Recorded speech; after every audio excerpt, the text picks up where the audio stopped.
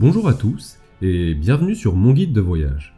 Grâce à vos votes à notre sondage dans l'onglet Communauté sur Instagram, nous allons aujourd'hui décrypter le célèbre tableau de Johannes Vermeer, La jeune fille à la perle. Surnommée la Joconde du Nord, cette œuvre intrigue par sa simplicité et ses détails fascinants. On va étudier ensemble son histoire, ses mystères et les techniques qui la rendent si unique. Alors, commençons. Pour véritablement comprendre La jeune fille à la perle, il est essentiel de se plonger dans le contexte historique dans lequel Johannes Vermeer a vécu et travaillé. Nous sommes au XVIIe siècle dans la petite ville de Delft, aux Pays-Bas, durant ce qu'on appelle le siècle d'or néerlandais. Cette période est marquée par une prospérité économique sans précédent, favorisée par le commerce maritime florissant ainsi que par une effervescence culturelle remarquable. La peinture, la science, la philosophie et le commerce prospèrent et Delft devient un centre névralgique de l'art et de la culture néerlandaise. Johannes Vermeer, lui, est né en 1632 et est l'une des figures majeures de cette époque.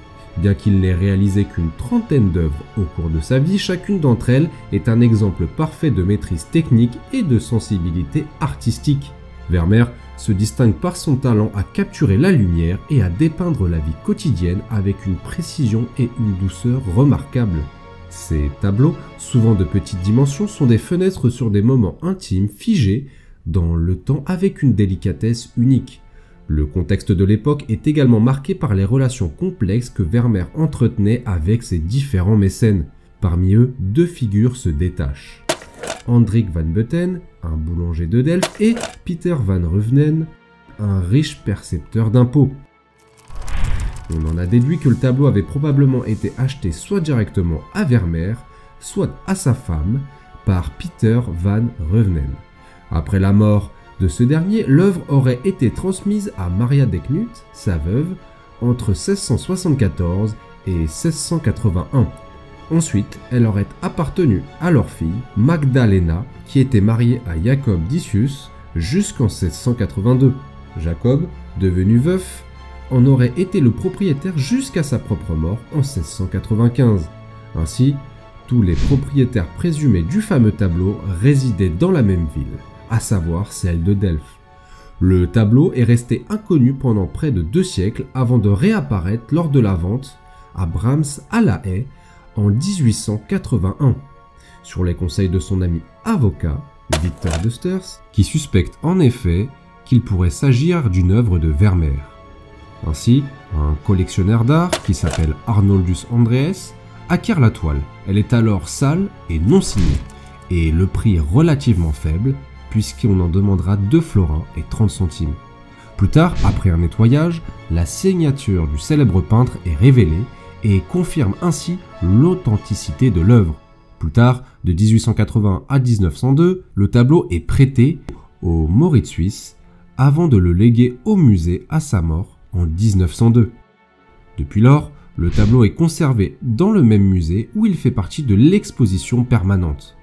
Cette redécouverte a été suivie d'un regain d'intérêt au XXe siècle, bien que le manque d'informations précises sur sa vie et la disparition de certaines de ses œuvres ait favorisé la prolifération de faux. Le peu de documents historiques sur le peintre a contribué à façonner son image d'artiste un peu énigmatique. Nous savons qu'il a passé toute sa vie à Delft, qu'il s'est probablement converti au catholicisme avant de se marier et qu'il a vécu avec sa belle-mère après son mariage. Vermeer a eu 11 enfants, ce qui n'a pas empêché sa famille de connaître des difficultés financières, le poussant parfois à s'endetter. En dehors de ses œuvres, ces quelques éléments constituent presque tout ce que nous savons de lui.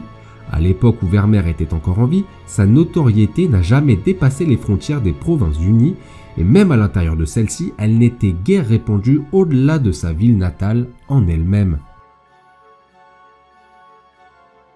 La jeune fille à la perle a été peinte vers la fin de l'âge d'or de la peinture néerlandaise, une période où l'art exerce une influence profonde sur toute la société. À cette époque, le marché de l'art connaît un essor considérable, notamment dans les Provinces-Unies. Les citoyens, principalement issus de la bourgeoisie, voient l'art non seulement comme un marqueur social, mais aussi comme un investissement financier fiable comparable à l'immobilier. Bien que ce tableau de Vermeer soit influencé Par l'art du portrait italien, il semble s'inscrire dans le genre des troni. Les troni sont des études de personnages caractéristiques de l'art des Provinces-Unies au milieu du XVIIe siècle. Ces œuvres ne visent pas à représenter des individus en particulier, mais plutôt à explorer des expressions, des costumes ou des types ethniques. La jeune fille représentée dans le tableau est souvent perçue comme une adolescente ou une très jeune adulte. Le fond noir uni fait ressortir la peau claire du modèle.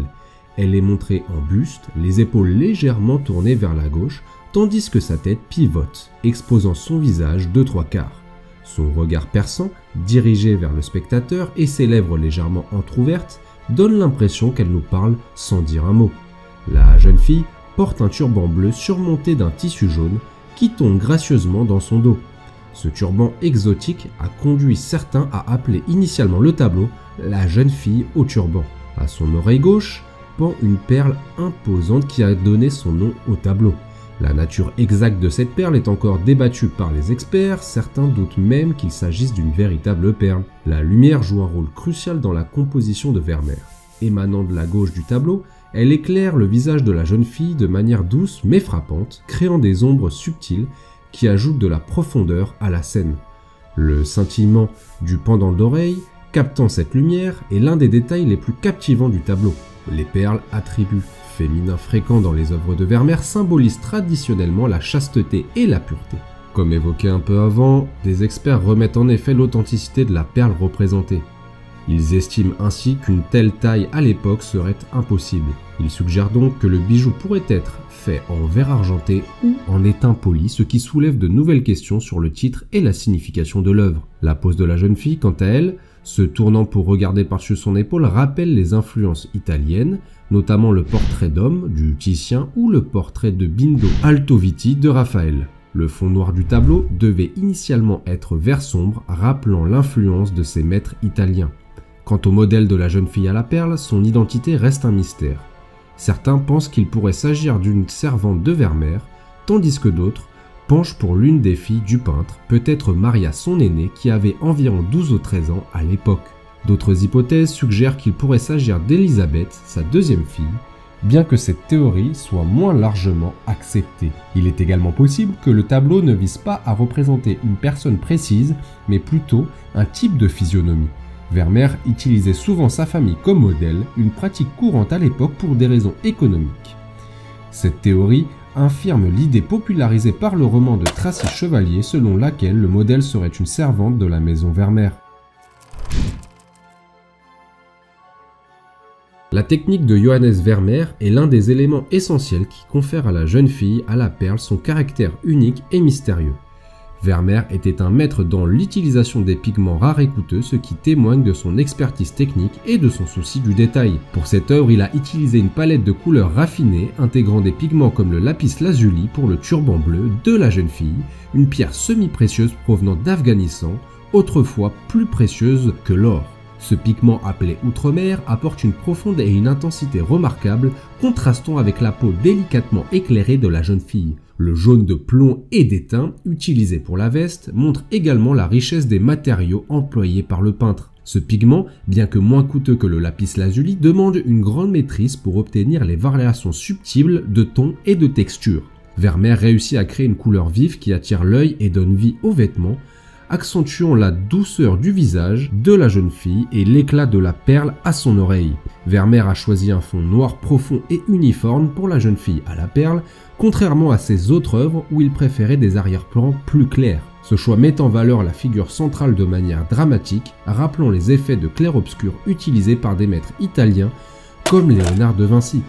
La lumière venant de la gauche éclaire le visage de la jeune fille de façon douce et diffuse, tandis que l'ombre enveloppe subtilement la moitié droite, créant une atmosphère à la fois intime et énigmatique. Un aspect fascinant de la technique de Vermeer est l'hypothèse qu'il ait utilisé une caméra obscura, un dispositif optique qui projette une image inversée de la scène sur une surface plane. Cet outil, précurseur de l'appareil photo, aurait permis à Vermeer de capturer la lumière et les détails avec une précision presque photographique. Des analyses plus récentes, notamment au rayon X, ont révélé des détails invisibles à l'œil nu. Par exemple, Vermeer avait peint de délicats cils à son modèle, aujourd'hui estompés par le temps. Cette découverte rapproche davantage l'œuvre de la Joconde de Léonard de Vinci, dont les cils ont également disparu au fil des ans. La jeune fille à la perle a suscité de nombreuses interprétations et théories au fil des ans. La question de savoir qui était réellement la jeune femme représentée dans le tableau demeure un mystère fascinant. Ces incertitudes contribuent largement à l'attrait et au charme du tableau, en le transformant en une œuvre pleine de mystères et d'énigmes.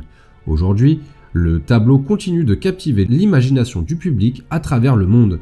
L'œuvre transcende le temps et le lieu, se manifestant dans divers formats médiatiques, allant des romans aux films et aux reproductions artistiques.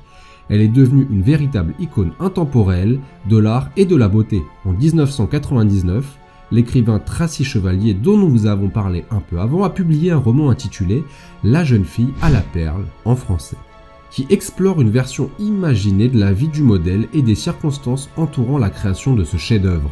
Ce roman a été adapté en film en 2003 par Peter Weber, mettant en vedette Scarlett Johansson dans le rôle de Griette, la jeune fille du tableau, et Colin Firth dans le rôle de Johannes Vermeer.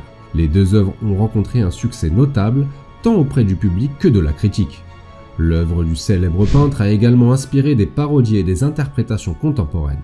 Par exemple, l'artiste Banksy a créé une version satirique où un système d'alarme remplace la célèbre boucle d'oreille. De plus, la technologie moderne a permis de revisiter cette icône artistique de manière innovante. Julian Van Dicken, par exemple, a utilisé des logiciels d'intelligence artificielle pour créer une version photoréaliste du tableau qu'il partage d'ailleurs sur son compte Instagram. Cependant, cette approche a suscité des réactions variées, certains critiques exprimant leur mécontentement sur les réseaux sociaux. Enfin, le tableau continue de faire l'objet de discussions et d'études dans le domaine de la littérature et même au-delà. Voilà qui conclut notre analyse de La jeune fille à la perle de Johannes Vermeer. Nous espérons que vous avez apprécié cette vidéo. Si vous l'avez trouvée intéressante, n'oubliez pas de liker, de vous abonner à notre chaîne et de laisser un commentaire. Dites-nous aussi quelle œuvre vous aimeriez que nous explorions pour la prochaine fois. En attendant, n'hésitez pas à visiter notre compte Instagram où nous publions du contenu quotidiennement. Merci et à très vite.